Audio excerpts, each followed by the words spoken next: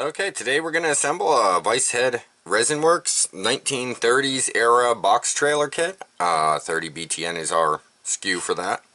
So we have two of the same thing, 4 trailers total here. It is a 20 foot and I think this is a 32 foot trailer. It is listed correctly, so don't trust my memory, trust my listing. So we have a simple trailer, axle, trailer, axle, trailer, axle, trailer, axle. Nice and simple there.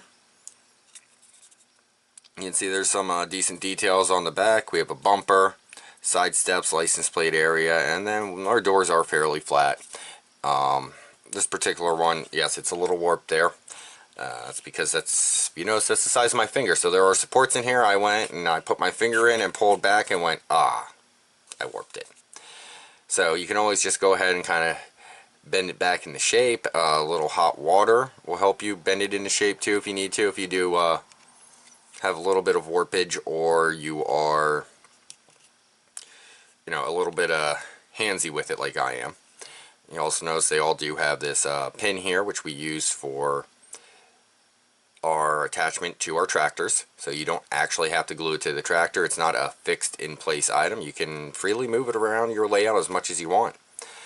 So the other one is a very similar profile. As you can see, it has the arched wheelhouses in them. Both of them do.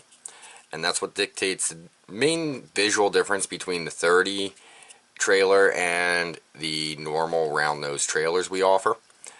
So if you're looking for that earlier look with the skirting on the bottom, the 30 is the way to go. If you just want a normal trailer, that would just be our part number BTN. So we're going to go ahead and get this painted up and remove from the supports and show you how it all goes together. Today we're going to be assembling a Vicehead Resinworks box trailer kit. These are your typical flat bottom round nose box trucks. They were very common from sometime in the 30s the whole way up through the 70s. So I list them as 40s to 70s, and a lot of them were even around in modern day. You see them sitting around as storage units still in someone's yard or lot. So they're even relevant in modern times still. It comes with what you see here, which is actually 4 trailers. For the price I listed them at, that's quite a deal there for you. And trailers have some options. So if you take a look here, we have 2 sets of landing gear for each kit. These I print separately and throw in. You do have tiny little wheels on. There's an up and down version. So each landing gear has a raised on the tractor and a lowered on the ground version, as you can see by the difference in the height there. Something to keep in mind when you're building it, and yeah, there are 2 there. They're very close together, but there is a little gap between them. Something to keep in mind when you're building it, you have the raised and lowered options, and use them accordingly as needed. If you do want to do a bunch of them that are going to be on trucks and you want the landing gear raised, you could always snip these higher ones down and glue them back on. It's a possibility. So we also have a 20 foot and a 32 foot if I recall. The listing is correct. My memory is not always correct. So trailers here, both box trailers. They have your rounded front nose, as you can see. You have our typical kingpin setup on it, and a little bit of door detail on the back. And these particular ones look like they had a little bit of marking there, but that's why I'm building them myself.